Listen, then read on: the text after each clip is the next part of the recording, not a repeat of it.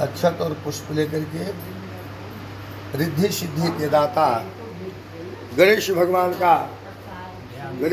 का प्रार्थना करेंगे। और विघ्नेश्वराय वरदाय सुराप्रियाय लंबोदराय सकलाय गणाधिताय नागाननाय श्रुतियाय विभूषिताय गौरीसुताय गणनाथ नमो नमस्ते।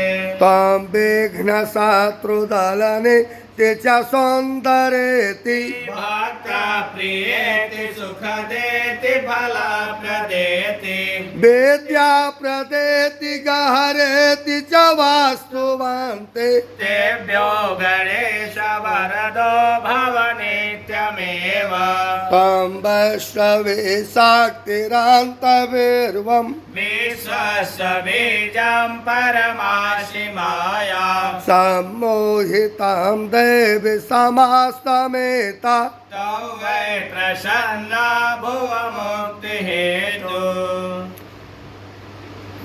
नाना सुगंधि पुष्पाणि यथा कालोद्भवानि च पुष्पाञ्जलिर्मया दत्त्वा गृहाण परमेश्वर।